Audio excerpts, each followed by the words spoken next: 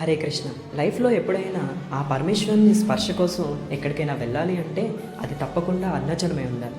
ఎందుకంటే ఇక్కడ ఉన్న కొండ కేవలం రాయి కాదు, సాక్షాత్తు ఆ పరమశివుడే అగ్నిలింగ రూపంలో ఇక్కడ కొలువై ఉన్నాడని నమ్ముతారు. అందుకే ప్రపంచ నలుమూలల నుండి లక్షలాది భక్తులు విచ్చేస్తారు.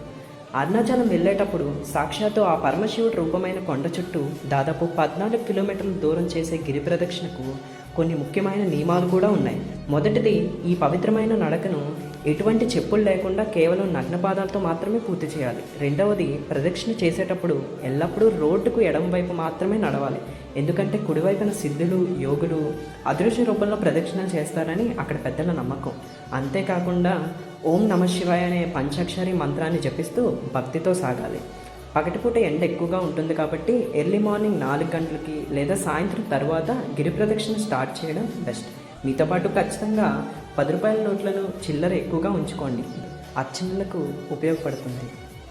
అలాగే దారిలో ఉన్న రమణ మహర్షి ఆశ్రమాన్ని అస్సలు మిస్ అవ్వకండి. అక్కడ సైలెన్స్గా కూర్చొని ధ్యానం చేస్తే వచ్చే peace of mind next level అంతే. ఇక్కడ నడిచే ప్రతి అడుగు మీలోని నెగిటివిటీని దూరం చేసి ఒక కొత్త ఎనర్జీని ఇస్తుంది.